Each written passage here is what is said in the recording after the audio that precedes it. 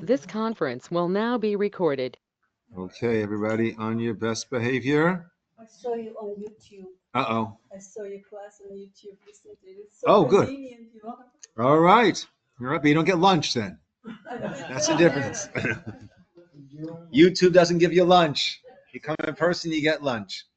Okay, so this is certainly a very, very timely issue, which is from a Jewish halachic Torah perspective, saving hostages, but in the process, endangering the lives of other people who are there, right? Is this allowed? Is this obligatory? And under what circumstances?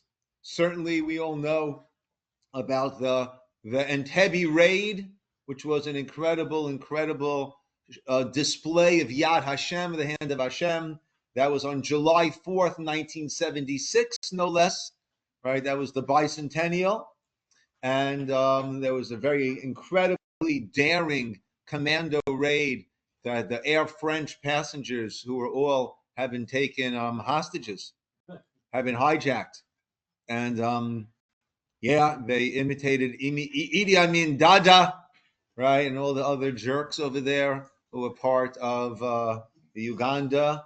And they, but very famously, Yoni Netanyahu died. He was the lead man and he was the one who was killed in that raid. And those of us who were at the FIDF dinner a few nights ago, which was a beautiful affair and a wonderful organization.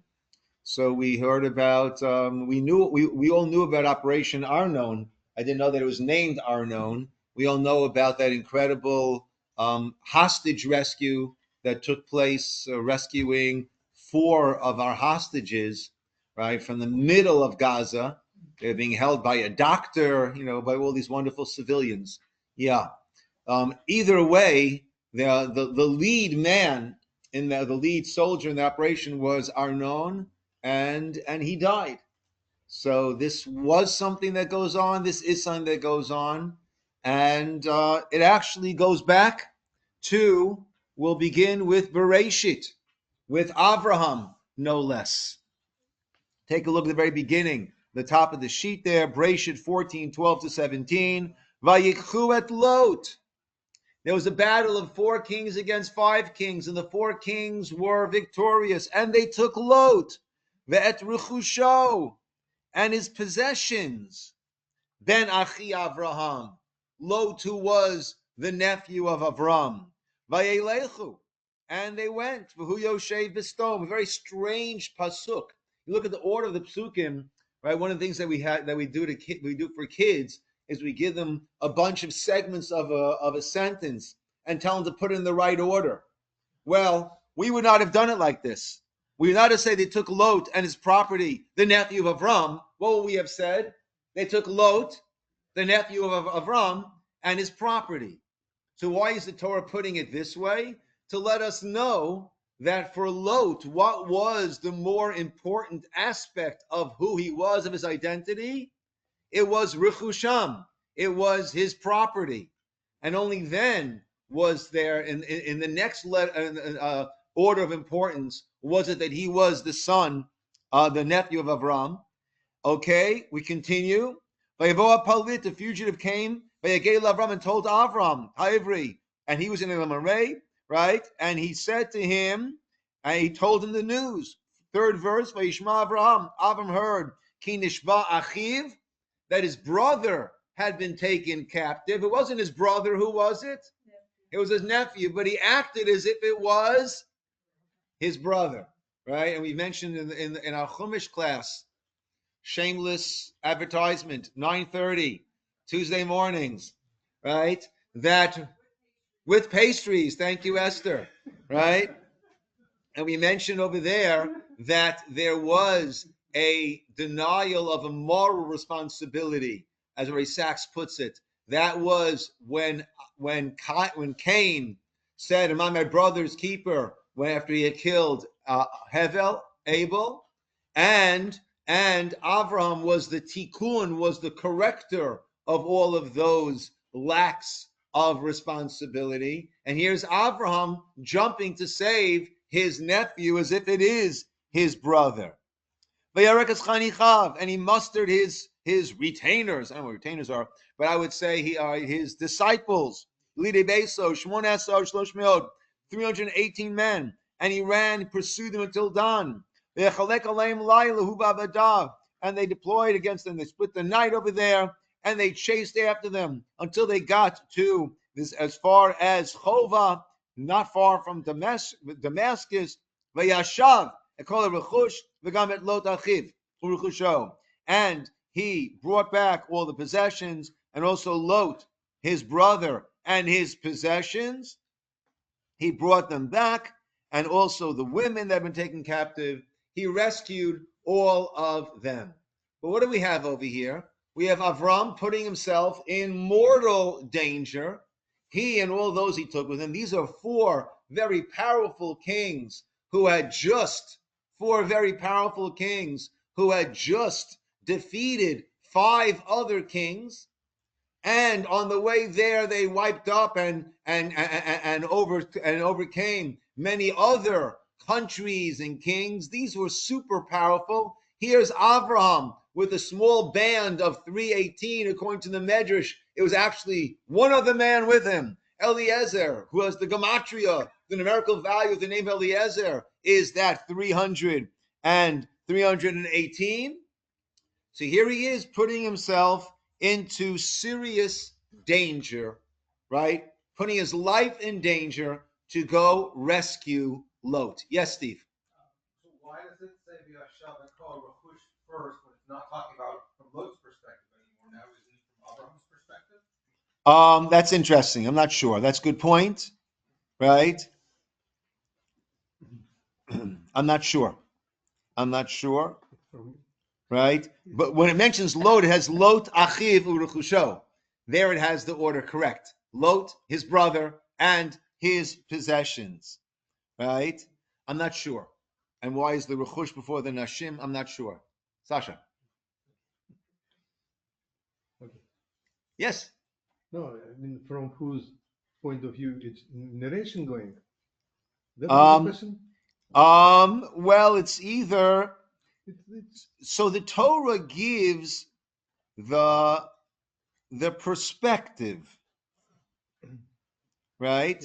In the first part, by writing Lot and all his rechush, it was giving the perspective of Lot. So therefore, Steve is saying, if that's correct, then presumably the Torah is here giving the perspective of Avraham, right? Musaf. Or you want to say it's God's perspective, Yes. and the rechush was worth more than Lot. Interesting. Could be.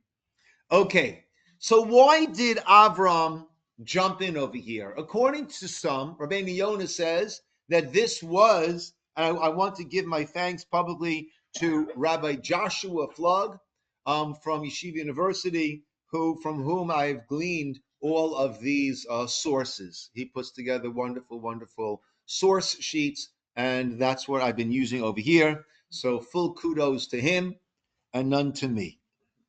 Okay, so Rabbeinu Yonah says that this was one of Avram's 10 nisyonot, 10 challenges. Would he go out to save Lot?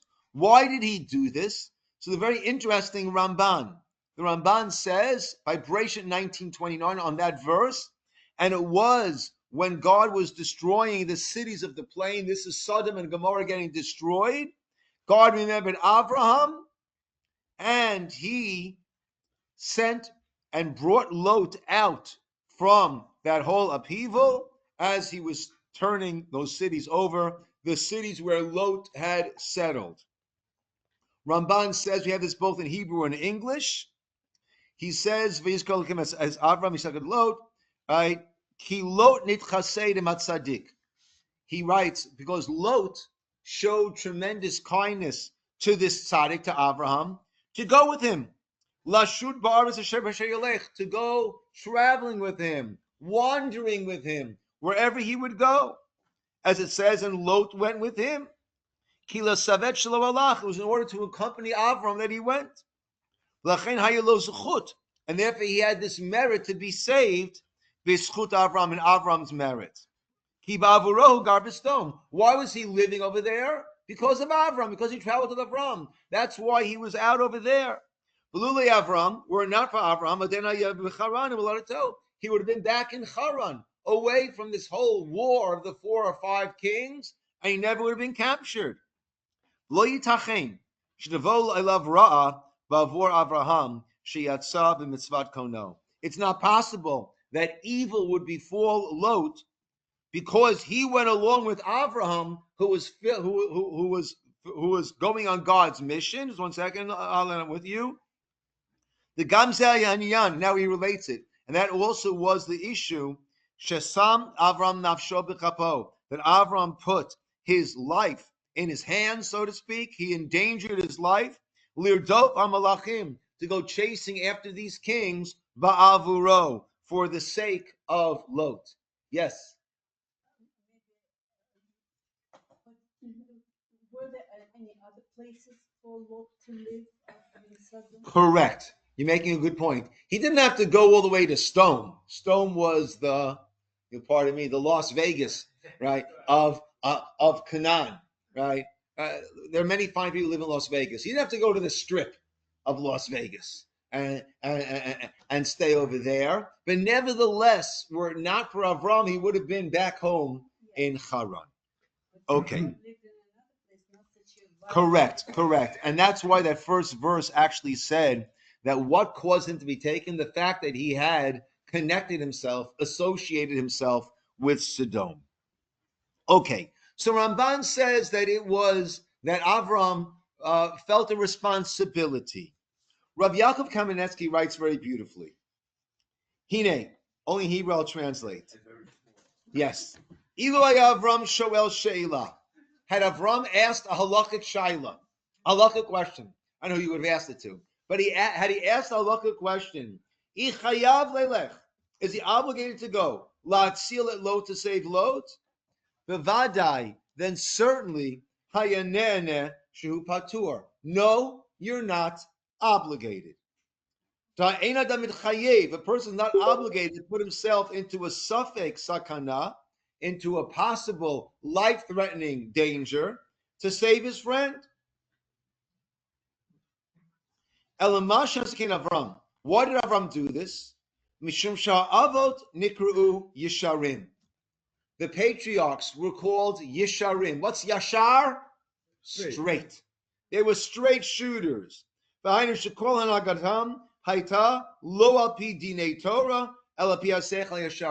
didn't only do what the Torah required, they did what? Integrity, seichel yashar, a good, clear, honest,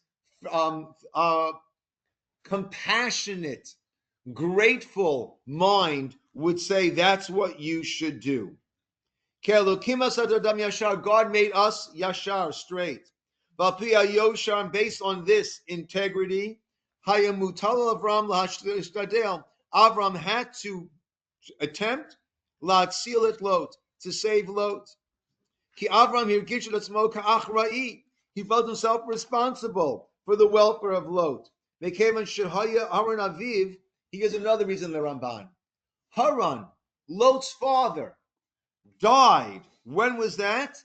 B'kivshan, in the furnace, right? We often look somewhat disparagingly at Haran. The story was that Avram's father, Terach, brought Avram before Nimrod, the cruel, idolatrous ruler, and said, he's breaking my idols. And he's breaking my idols, and he's not joining into the idolatry. Nimrod gave him a choice, either bow down to the idols or be thrown to a furnace.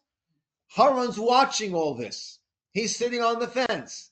He's saying, which way should I go? Well, let me see how it works for Avram. Avram refused. Avram's thrown into the furnace. Avram walked out from the furnace. Haran said, I'm with him. I'm with God. He went into the furnace with not the same results, and he died there in the furnace. But don't look disparagingly at Haran.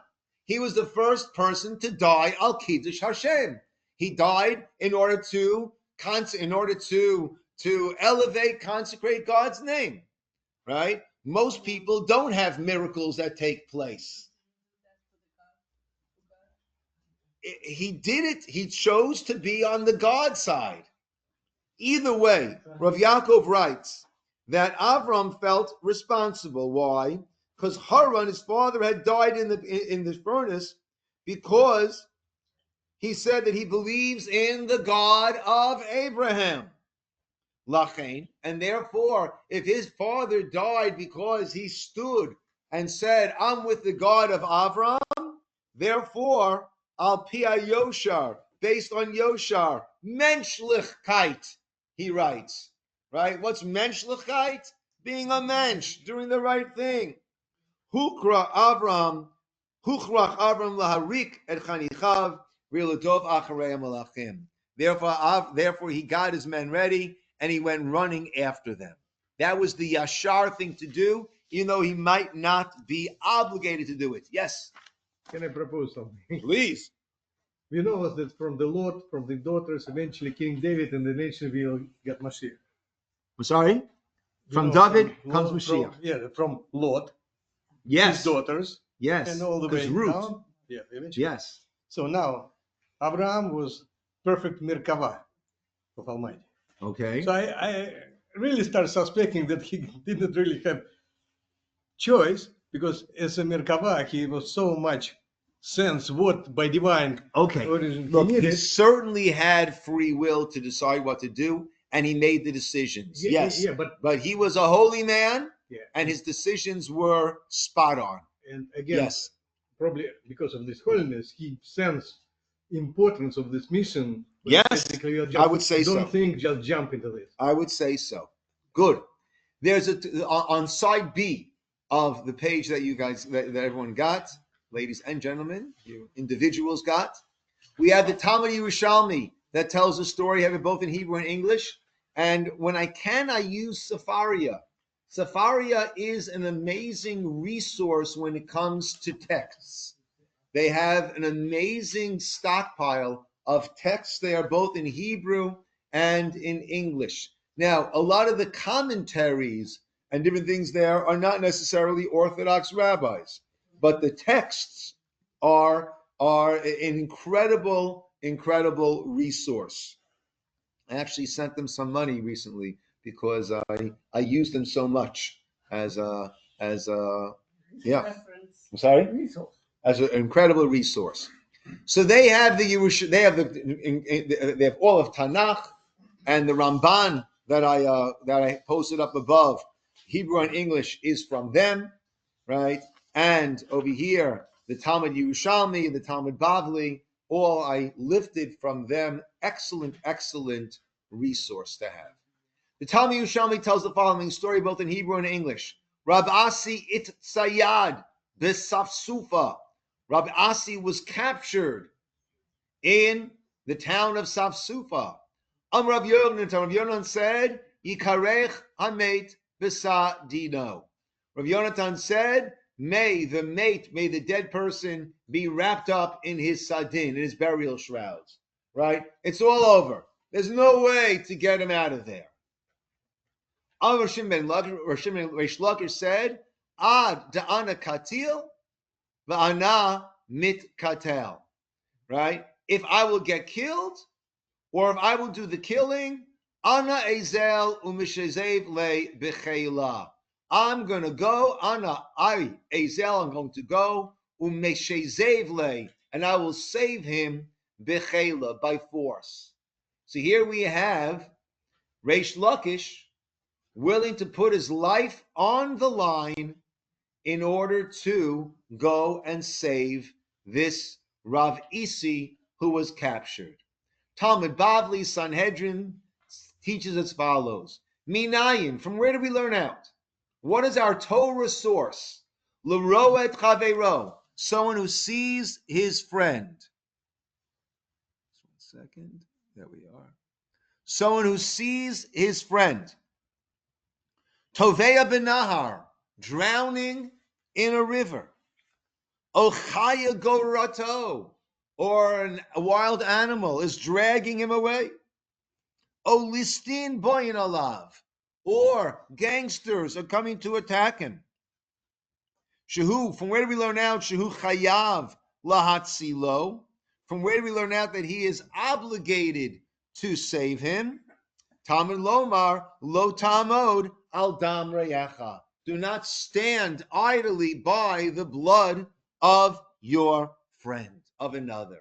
So you can't stand idly idly by. Okay? However,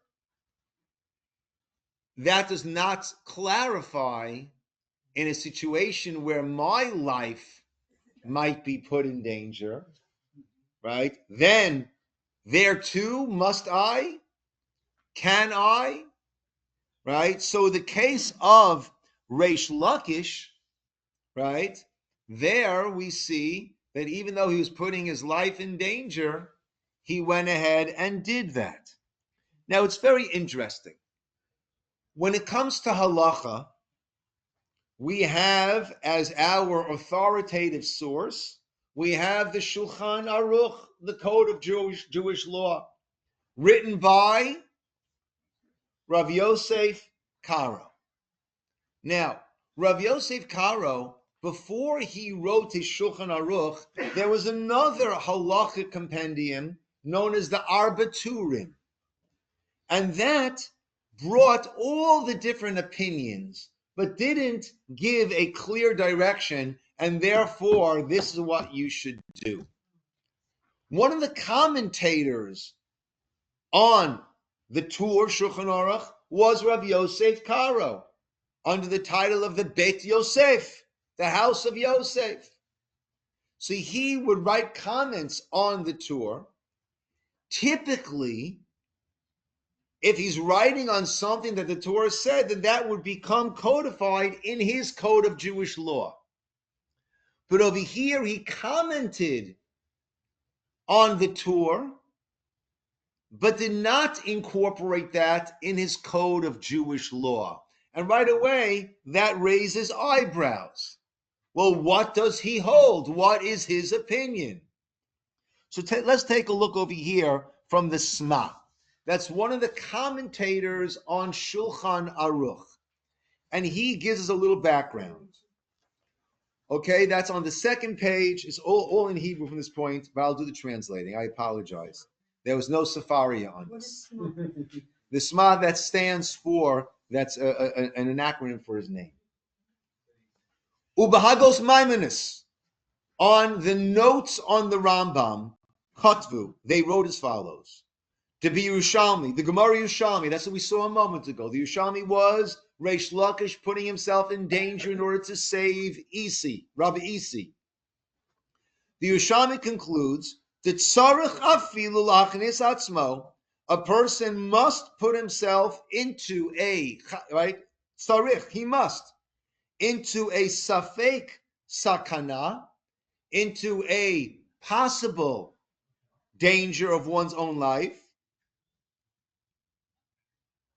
Avur zeh, right? In order to do this, in order to save a life, you have to say, in order to save a life, right? It's not just don't stand by when there's no skin in the game, so to speak.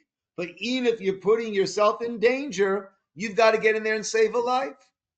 They view a Beit Yosef, and the Beit Yosef, again, Rav Yosef Karo in his commentary brought that. The Kosev, and he wrote the Zelushono, and these are his words. Nira, it seems, Sha'atamhu, the reason is, when they shahala vadai v'hu safek. This person's definitely going to die if you do nothing. You might die if you get involved. That's a definite death. You are a maybe death. Therefore, you've got to get involved. That's what the Rav Yosef Karo, the Beit Yosef, writes on the Tur about this din. However, Gam zeh hishmito ha-mechaber. But the Mechaber, when he wrote his own code of Jewish law, he left this out. Ubazeh yesh lomar. And therefore he's explaining why. Why did the Beis Yosef not include it when he wrote his Shulchan Aruch, his code of Jewish law? Kevan Shah Poskim, since the major halachic deciders, that's the Rif and the Rambam and Rabbeinu Asher and the Hatur, did not bring it in their psak, they did not paskin, they did not rule that yes, when it's a suffix for you, that person's life is absolute danger, definite danger, and it might be a danger for you. Yes, you've got to get involved. They don't say that you're obligated, that you have to get involved. Rav Moshe Feinstein writes on that. Again, it's small, but it's all Hebrew. I'll read and translate. The lo ta'amod al dam re'echa, not to stand by the blood of your friend. Ein chayav la'adam likanes. A person is not obligated to enter into sakanat, the suffix sakana, into a possible danger to his own life, la'tzalot chaveiro, to save his friend, mivadai sakana, even though the friend is in a definite life endangering situation, you don't have an obligation to jump in there if your life might be lost. Dalinatzel me'aveirat kol alav invade lo rak she'enu tzarich el shegam asur lachnis atzmo l'safek sakana. Right? If there is an aveira, and besides the big three, murder, idolatry, adultery, if there's a gun against your head and says, hey, do this or I'll shoot, you do it. You do the aveira, right? You do the aveira, right? And it'll be usher. It'll be prohibited to put yourself into a danger for that, right? We mechalel Shabbos, we desecrate Shabbos for a refuah of a person, for heal someone who might be in danger. If it might be life-threatening, then we take care of it. We do it on Shabbos. So certainly you can't put yourself into a suffix sakana to save yourself from chilul Shabbos or from any other law, any other prohibition. And therefore, you're not obligated to put yourself into this potential life-endangering situation to save your friend. But Mistaber, he says, it's logical. Shiyeh chiluk lav de lo tamra me'echa mishar lavin le'inyan isur de bishar lavin ha'asur. Whereas other prohibitions, see here I've got an obligation. Don't stand by. So Moshe is saying, just like I've got an obligation to put on my tefillin. If someone says you put on your tefillin, I'm going to shoot you in the head. You don't put on the tefillin, right? If you put on the tefillin, I might shoot you in the head. I would advise, don't put on the tefillin, right? In order to fulfill a mitzvah aseh, a positive commandment, we don't put ourselves into a suffix, a potentially life-threatening situation. Don't stand by the blood of your friend is a mitzvah aseh. It's a positive command. I don't put myself into a potentially life-threatening situation in order to fulfill a mitzvah aseh. But he says that this is a little bit different.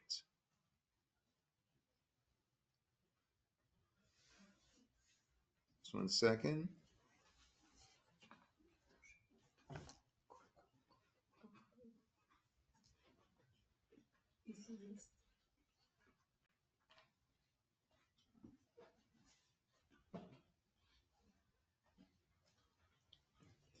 But to save the last 3 lines, to save the life of someone else, even though we're talking about a mitzvah, that will be mutter, to put yourself in danger.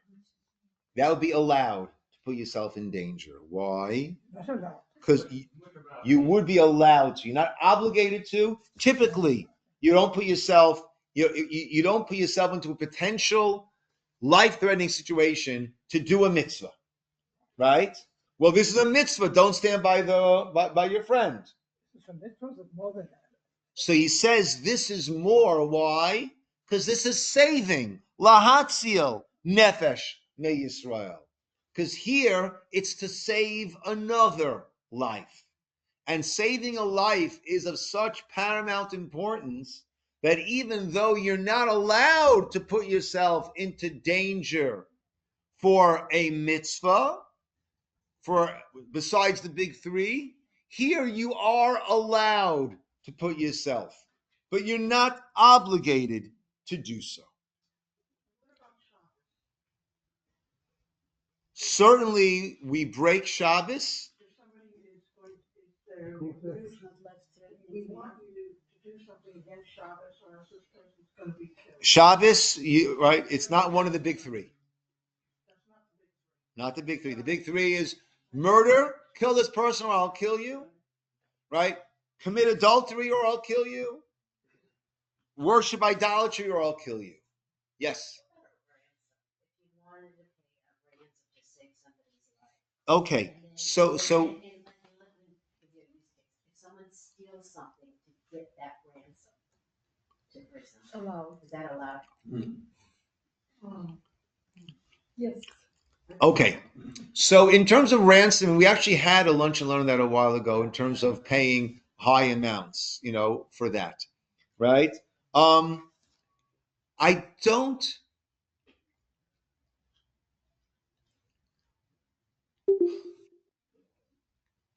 Well, it's interesting. If someone is chasing after me, trying to kill me, and I'm running through someone's yard, right? And I see a good flower pot. I could pick up this flower pot and throw it at this guy and save myself, right? So do I have to, excuse me, can I please use your flower pot? Right? No, I don't have to go knock on the door with an excuse me, right? But I will owe the person that money, right? Right? I could utilize that which I need in order to save my life, right? But I owe the person the money, right? For the damage that I caused, right? To go ahead and steal from someone else in order to pay a ransom, perhaps it's the same. Yeah, but then you return. Yeah, perhaps. Okay, so according to Rav Moshe, it's not an obligation, but it is an allowance. One is allowed to do that. But how about in these army situations? So I would imagine in any of these very dangerous missions, and we heard this at the FIDF dinner, that they were lining up. The soldiers were lining up to have the zechut, the merit, to be part of this operation to rescue the hostages, even though they knew that this was as dangerous a mission as they come, to the point that one of the writers for Fauda, you know what Fauda is? You're okay. You're better than me, right? That one of the writers for Fauda said that they would not have had an episode with such a rescue because it would have been considered unbelievable. It's just too much, right? No one could believe that you can do it. But the soldiers were lining up to do it. That we heard from the person who was flying the helicopter into that area to extricate, right? Once the soldiers had gotten the hostages out of the apartment of the civilians who were holding them. So then he was flying the helicopter to then extricate them and get them out from there. Okay? So, Bibi Netanyahu wanted to go with his brother on that mission. on Entebbe. But Yeah. was not allowed because they were. Yeah. But is it different? In these situations, is it allowed halachically, right, for an army to command people to go into these situations or not? Do we say it's something that, right, you're not obligated to do it? So we have a number of other teshuvot. The second one from the bottom is from Rav Shaul Yisroeli.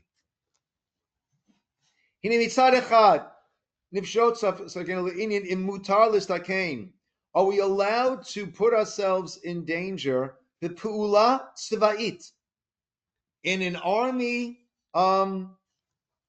operation. Lahatzalat netunim, to save those who are besakanat mavet, who are in danger of death. Shkein yotzei barum halacha zu shel akum. It's clear from this halacha of idolaters, shetzoru al ayarot Yisroel, who have put a siege onto Jewish cities. Sheyesh mitzvah latzeit aleim l'milchama. There's a mitzvah to go out and battle against them. V'hainu kol pulat tzva'it, all military operations. Lomrot, even though sheyesh kan sikun, there's certainly danger. Shal anashim she'enan bichlal hasakana.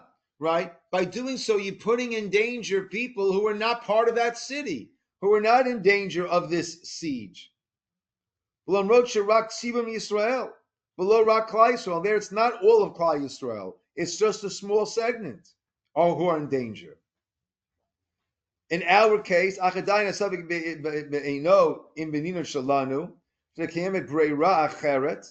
right? In cases where there are other options, without putting people in danger, imrav imaat, by submitting to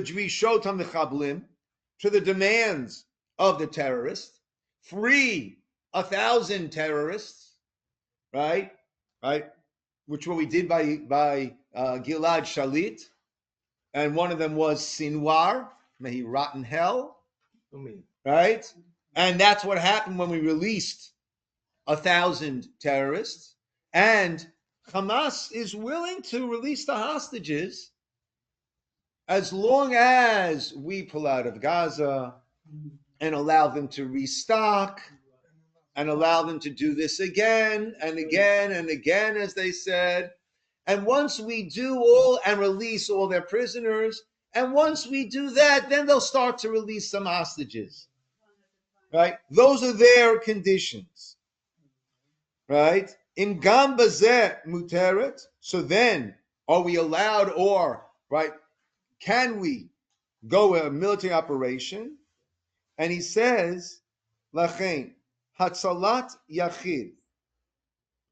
Ki elamash is a talobi misbar nutunim, shari lo niskar legamre kama hema yorzom, no klomat sinu, actually is a masa. But is a yargu kam v'kama tino coat, right? But if I'm not doing it, if I were not going in militarily, but going just capitulating to their extreme demands is going to lead to that many more deaths, then certainly, right, there is justification in such a case for an army to be sending in their soldiers to save people, even though, like we said, that can, that absolutely does lead to danger for them. And in this context you've described, and all the conditions and processes or occurrences, doesn't it now have the category of milchemet mitzvah? Okay, good. So let's see the last. Let's see. Right. So doesn't it become now what's called the milchemet mitzvah, an obligatory war? So let's do the last source, which is the Minchas Chinuch. B'nehi, the kol mitzvot nidchot mimnei hasakana. Granted that all mitzvot are pushed aside when it comes to sakana, when it comes to danger. Mikol makom, nevertheless, mitzvah zu hatorat sivta luchom imahem. V'yadua, right? We're commanded to go to battle. V'yadu, and it's known that Torah lo tismoch dini alanis. The Torah does not base its laws on, well, a miracle will happen and no one will get killed, no one will be harmed. As the Ramban explains elsewhere, U'v'derech ha'olam, and in the way of the world, neheragim mishnei atzdadim, be'et milchama, right? During a time of war, there's deaths on both sides. That is almost inescapable.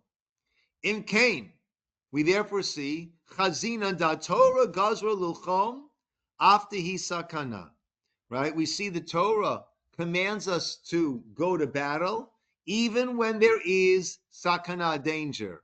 V'im Cain duchuya sakana b'makom hazeh u'mitzvah laharog oto afshi yistakein, right?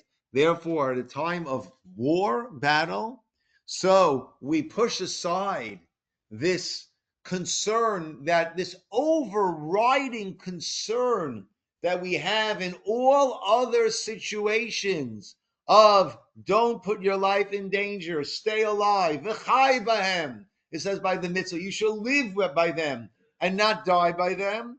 But in these situations of battle, there is no choice but to go in, af sheyistakein, even though there is certainly danger to life that is involved. Yes, Stephen and Dove. So it seems to me it's couching it a little bit strangely, because it's couching it as if you have this option of putting these soldiers in danger or not having anyone in danger. But actually, it seems the situation is you can either have the danger of doing the mission or the danger of not doing the mission. Right. And yes, that's correct. Right. So even though it might be quiet for a few weeks or months or years were we to capitulate, but it's certainly, yeah, right.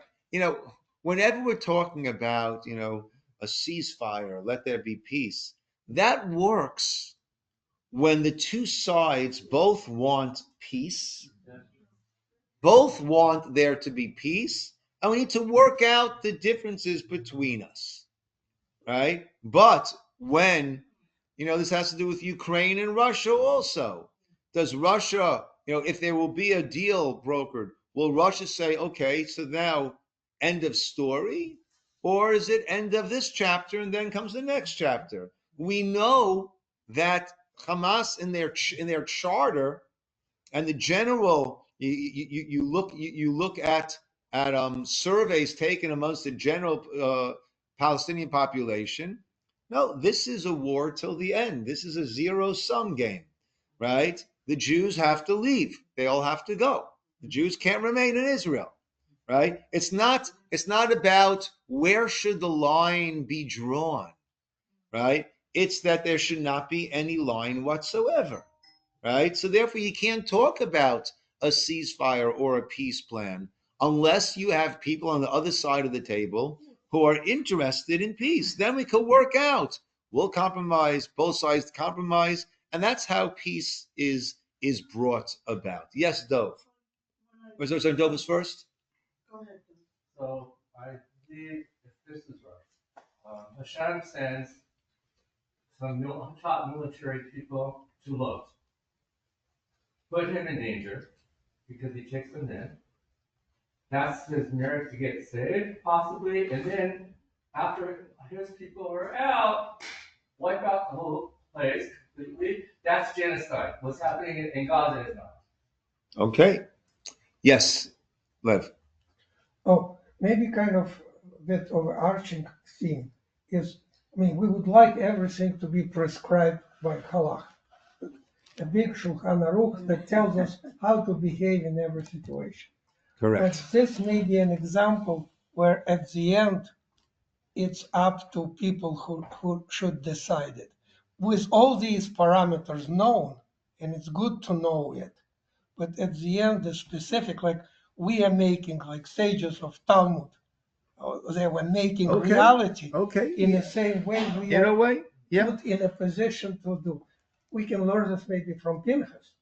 there was no halacha. Yeah, there are times that you have Okay. to that you step You up. have Yeah, to yeah. step up. That's what I was saying that we heard from these soldiers at the FIDF dinner, right? That Inevitable. whether or not they were commanded to do, they were lining up because that's what they wanted to do. Yes, bracha. Yeah. Yeah. Yeah. That's true. So Yeah. I believe in the give you word, you go. Yeah. That's it. Yeah. Yes, Faith. Yes, Grace.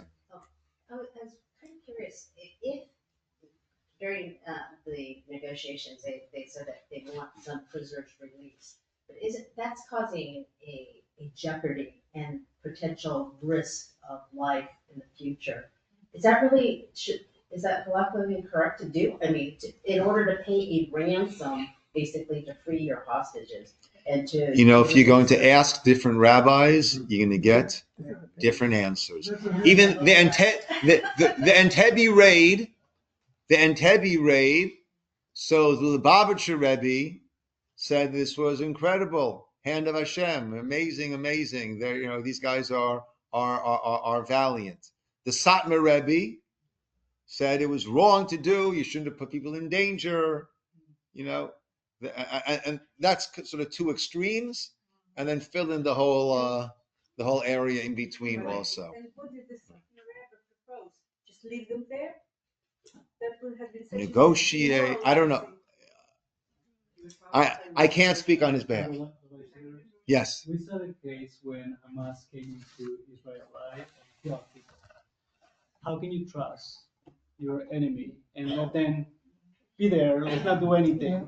If you don't go and rescue your people, your hostage, your enemy is going to come also for you. Yeah. So in this case, you have to react and you have to go for it. Yeah. That's my opinion is the same there, right? Our group here leans heavily to the left, as we all know. So, No, I mean, saving your own people is such a moral boost. Yeah. The whole nation.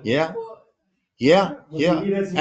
And it was a tremendous lapse on the part of the government and the people in charge of the army that it happened. That it happened. That people were, in their beds, sleeping at night, mothers with their children. I mean, that was yes. The Israeli government actually, I think, learned a lesson. The Shalit, Gilad Shalit, release of 1,000. And now they're being very, very cautious, very careful, because theoretically they could have agreed to Hamas demand to release it. Something it was like 3,000 terrorists for one person. Right. But they said no because they saw the devastating result. Yeah. Mm-hmm. So it's not just by all means at any price will save the hostages. Yeah. It has to be also. Yeah. I have a problem with B'chol Mechir. Yeah. I have a problem with B'chol Mechir. What is it? B'chol Mechir at any price. Whatever it is, get them out. Yes. How did it jump from the Sma who was saying that we basically infer that he has to put himself in danger, and then Rav Moshe Feinstein comes up? No. The Sma said that the Beit Yosef saw from the Yerushalmi that you must put yourself in danger, yet he didn't write it in a Shulchan Aruch. Why didn't he write a Shulchan Aruch? Because not the Rif, not the Rambam, not the Rosh, not the Torah have brought that as a psak halacha. So therefore, he could quote that opinion as Beis Yosef. He could bring that opinion of the Hagot Maimonides, who's one of the commentators on the Rambam, but he didn't include that into the halacha because it doesn't seem to be la halacha. Therefore, that obligation is not, and now we're left with is not obligation. Is it allowed or not? So if Moshe started off with, well, typically, if it's not an obligation and it's not one of the big three, right, then you don't put yourself in danger. You're not allowed to put yourself in danger. So therefore, forget about being obligated. Is it even allowed to put yourself in danger? And he says, Well, not really. And he says, well, I guess the Sam Rebbe would argue, but he says that being that this is in order to save a life, one would be allowed to do it, albeit not obligated to do it. So who's according? I'm still confused. Somebody is saying that the tzarich afilu lahachnis. That's the Hagot Maimonides, one of the commentators on the Rambam. So it's a dispute really between that opinion. But that opinion is not brought down in halacha, not in the Rambam itself, not in the Rosh, not in the Rif. Definitely, it's an opinion that he extracted from the Gemara, from that story of Reish Lakish getting ready to go out there. Right? Why would he go out there? It must be that he's obligated. That's how he understood it. But it's not clear the Gemara is saying the Reish Lakish felt he was obligated. It could be Reish Lakish felt that he was allowed to.